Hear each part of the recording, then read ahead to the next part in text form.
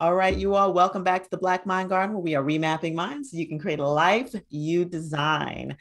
I'm super excited, man. I tell you what, I've been having some really great guests on in the past couple of weeks, months since starting this podcast. I can't even believe that. What is this, June? When at the time of this recording, it's June-ish, July. I think it's June-ish. And I've only had the podcast for about 4 months, and I've had the most amazing conversation. And today is no different. Today, we are talking about owning your authentic self in your business. So, for you entrepreneurs out there listening, this is for you. And if you're not an entrepreneur, if you're not a business owner, this is still for you because there is such a thing called intrapreneurship. And if you are in your role, you have a contribution to your team. And so, even if you're not a business owner, you want to listen to this conversation because it's all about being your authentic self. And my guest today is Andrea Freeman of Andrea Freeman Consulting. You know, I make friends fast, and we actually met on the wonderful social media, Facebook, actually, and connected. And it was instant connection because we share passion for mindset, we share passion for authenticity, and for full self-expression. So I want to welcome Andrea. Thank you for joining us today. How are you doing? Oh, I'm doing so great. It's so good to be here. Thanks for having me. Thank you for agreeing to be on the show with us. I know that your contribution is going to be amazing. So, I really like to start out our conversation by just having you formally introduce yourself, saying what you do, and really kind of telling a little bit of your story about how you came to be where you are now. Yeah, sure. So, I am a mindful business coach. And what that means is that I work with entrepreneurs to help them to scale their businesses so they can have the financial freedom, right, that comes with multi six and seven figure businesses, but really so that they can create businesses that feel as good as they look, like feel as good on the inside as they look on the outside, right? So I help them to be able to align with their own authentic thought leadership, to be able to step into visibility, and to be able to own the full scope of their power so they can shine their light really brightly and serve the world with their gifts. Yes, So that's like the juicy stuff of what I love doing. And how I got to that is, I mean, it's a lifelong journey. I think I've right. been working towards this Of since, I course. mean, I started my first business when I was 12. And I never really stopped. I've had business after business. I mean, I guess some people would call me a serial entrepreneur. I never looked at myself that way. It was just the next passion project. Yeah. So I've just stepped into, further and further owning my gifts as someone who's passionate about business ownership and what that makes available. Mhm. Because I think that business ownership is kind of a personal development tool disguised as a business pursuit. Absolutely. I mean, I was just having the conversation the other day about, the fact that, being a business owner, entrepreneurship is no joke. It takes a different mindset. It takes grit, And so, yeah, absolutely. I love the way you frame that. It's a personal development tool disguised as a business. Yeah, so I've done all of these different businesses, and I've also had, worked for other people. I worked for one of the world's largest leadership development companies. Like, I was a public school teacher. So there are things in my professional career in having worked for other organizations that have really helped me get here. It's just that now I find myself in this place where I'm able to really pull it all together. Mm. All of those passions that I had, all of those little like inklings that I decided to try being a teacher because I was interested in something, right? Like there was a little calling. And I feel like I put all those little callings together, and Mhm. now I get to use it all to serve business owners and to serve the world. So but I'm also a mom. I'm also a wife. I live 90 miles north of New York City in the Hudson Valley of area of New York. So if anybody knows that area, that's where I am. Hey. And I wear all the hats. I juggle all the roles. And especially in the pandemic, we've been really balancing Yes. more than ever. So it's been an interesting time to be a business owner for sure. Yes. Well, one of the things I loved about what you said is this piece of taking all the many callings and putting them into your big calling, Mm. and that is to me what I hear in that is having all these various levels, various aspects of expression that you've experienced, all these various things that you've sort of discovered over time that you've loved, really morphing that into your full purpose. And what I want to say about that is for those of you who are listening and you're thinking, well, I haven't quite found that purpose yet. If you're finding these little things, like you talked about serial entrepreneurship, but that was just a pathway. You are writing your story, and that's what I hear that you did. Is just like you taken all these wonderful passions and put them into your big passion. Now you're at full self-expression, impacting the world in the way you want to. It's so beautiful. Yeah, yeah. I mean, I think that it's really like purpose. And I feel like these days, especially in business ownership, there's a lot of talk about purpose and our why. And I love that that is happening. I think it's a necessary thing. I think that there's kind of like a little bit of a divine feminine that's coming into the business ownership space. And I love that. And it can also start to feel like a little heavy and a little like intense. So like people are, oh my gosh, I got to find my why. I got to figure out my why, right? Yeah, yeah. I gotta find my I don't purpose on this earth. yeah, yeah, it could get intense. But I really think that it's an unfolding, like that our job is to just lean into what brings us joy, what brings us satisfaction, like what are the things that I could do all day and I'm completely excited and lit up and passionate and I can't wait to get up and do it again tomorrow. Those are hints, those are clues. And I feel like our life experience is constantly leaving us clues. Our job is to just open up to being able to receive them. I love that. And one of the things that, inside of that is being open to allowing it to be multiple things. So, like I've had my first career, which was my medical career. And then I transitioned into coaching and burnout, which is I consider my second career, which morphed into coaching around career transition, which morphed into what I do now, which is the NLP training. So I laugh at myself when people ask me, well, what do you do? Because I feel like I kind of have to go through the entire thing so that they understand that it's okay to change careers multiple times if you need to. Now I'm an ex-gen, right?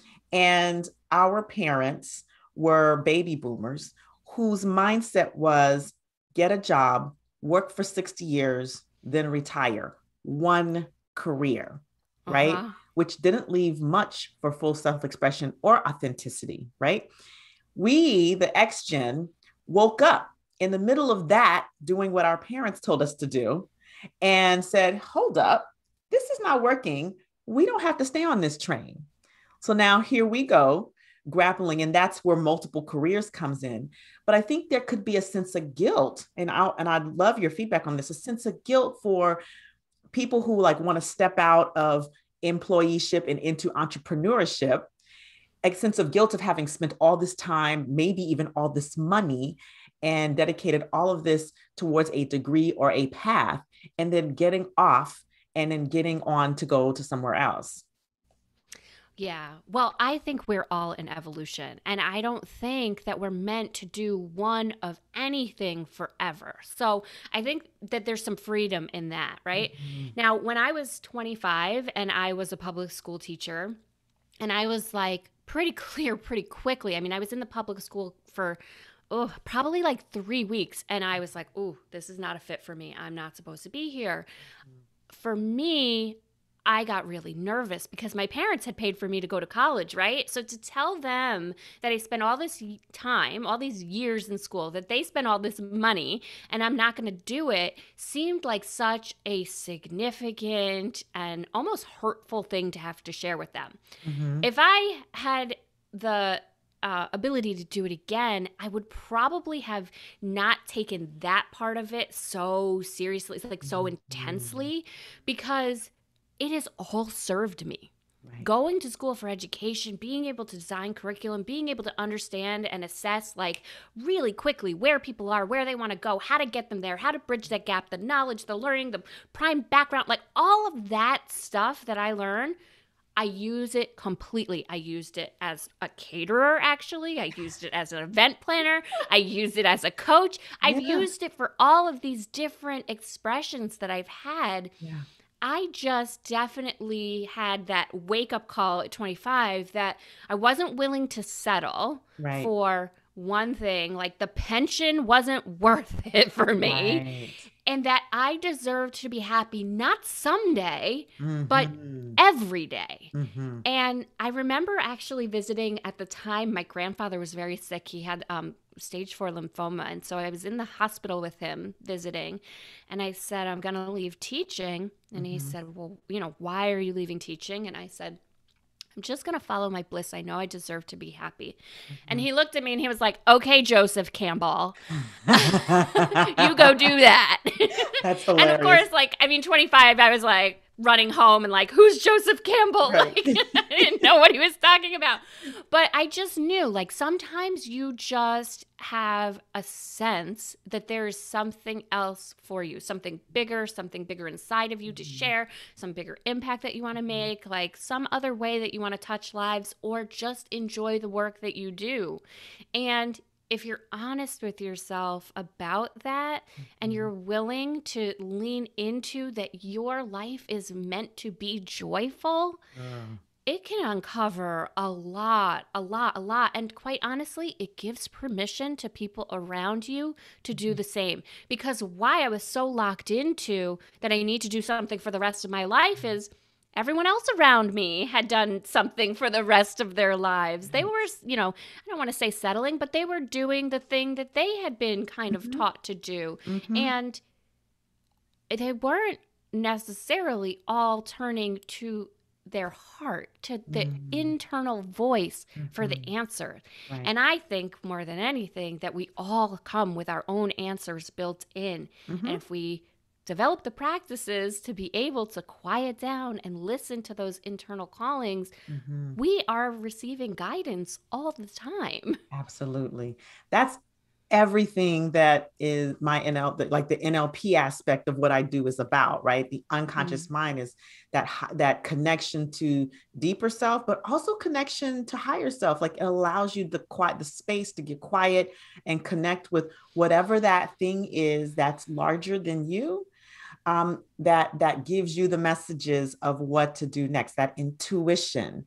And Mm. I love what you said about the fact that we're always evolving and we're always writing our story. It's interesting because I look at, as a 46-year-old woman, some of my younger counterparts who are like 20s and early 30s getting this stuff, right? And I said to a young lady yesterday who's coming on to train with me, who says, I said to her, she's 25 and getting ready to leave her corporate job, has built a real estate, empire that's making more money already than her current job. And she gets paid a nice salary.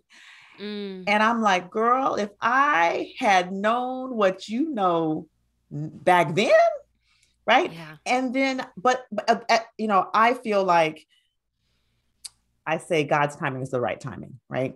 So if I had not gone through everything that I've gone through, including growing up with a sort of a traumatic childhood, experiencing some mental health struggle, burning out in residency, starting my own practice in the like a year before the not the pandemic, the recession of 2008, a year before Mm. that, like building a business through the recession and then deciding to chunk all that and, and understanding that it's all part of my story. Like if all that stuff didn't happen, I don't have a story to tell of success and testimony that leads into the purpose of my expression of what I'm doing now. And that's Yeah. really what I heard in what you were saying. Like all of the things that you've acquired, the knowledge you've acquired, the skills that you've acquired, the lessons that you have learned, they pour in to what you're doing now. And so for those who were listening, I always like to say, whatever you're doing, you're supposed to be doing it right now. And Mm-hmm. then, and then when it's time, give yourself permission to take that step away from what everybody else says you're supposed to be doing. Yeah, yeah. And especially if you're someone who's open to doing the mindset work and the spiritual work. I mean, if you Yes. are that kind of person, like, then you are open to growing and developing and evolving already. It Mhm. just makes perfect sense that you are at some point in time probably going to outgrow something that you created. And that's really okay because there's Mhm. something else that's out there for you to grow into and to expand into and to be able to express newly in the world. So, I mean, I think it's such a gift. I think it makes life really interesting. It doesn't make life easy, but it makes life interesting. Yes.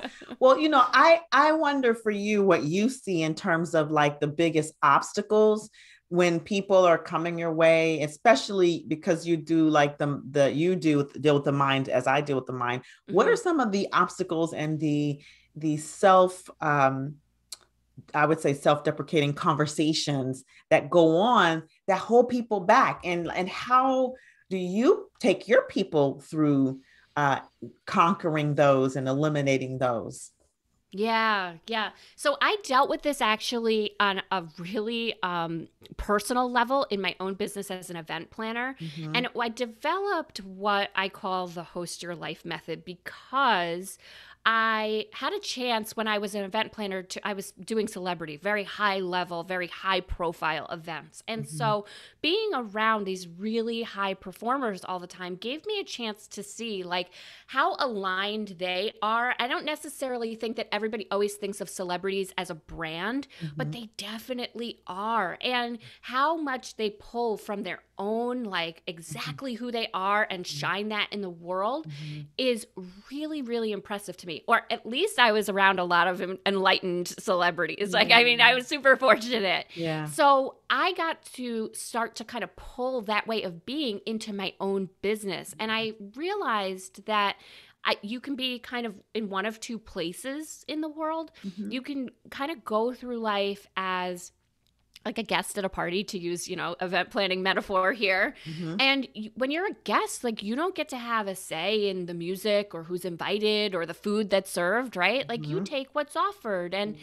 sometimes it's amazing, but sometimes you want something that's more uniquely yours, more Mm-hmm. ownership. And Mm-hmm. that is to be the host in Yeah. life. And when you're the host, you do get to create something that's an authentic representation of you, right? Mm-hmm. So, to be a host, what I say is that you have to be kind of checking off these boxes. The H means that you honor your why. You have to have some clear direction or some clear purpose.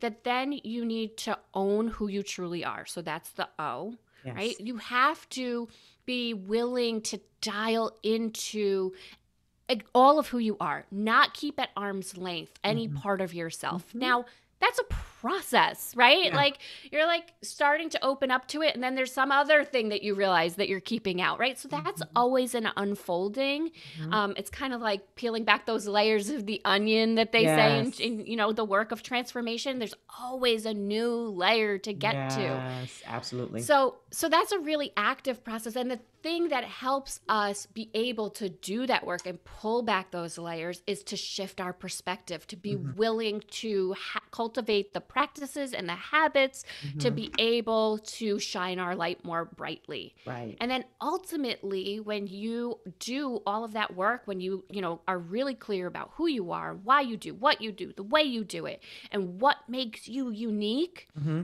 you end up in this place that is very full, that is very like almost overflowing to share your gifts with the world. And from there, you take inspired action. Mm-hmm. So you get out there in the world and you're creating not from a place of lack or scarcity or like traditional goal setting where so many entrepreneurs operate from, right? I don't Yes. have X, Y, and Z. I Right. want to have that. Right. Let me figure out like effort, force, push, Mm-hmm. right? All of that. Mm-hmm. Mm-hmm. Instead, really based in abundance and pushing from a place of generosity Right. to share what you have to offer with the world. Mm-hmm. I love that. I love that. There was a part that really stuck out to me, the own who you are. And I Mhm. think there is, I mean, I love the whole entire thing. And I think why that really jumped into my heart is um, because you know, we do tend to we do tend to push the parts of ourselves that we think nobody should see away, right? Yeah. And Yeah. so yeah, and so I just think that was just amazing. So now, we could talk about this all day long. Yes, we could. We could talk about this all day long. And perhaps it would be fitting for us to maybe have another discussion about this, a part two, like I often invite my people on. So, what I'd like for you to do is for the listeners, talk about how they can find you, how they can get in touch with you. What do you have coming up that they might want to be a part of? Yeah, yeah. So I have a couple of things. I have a podcast if anybody's interested in checking out the Upleveled Entrepreneur.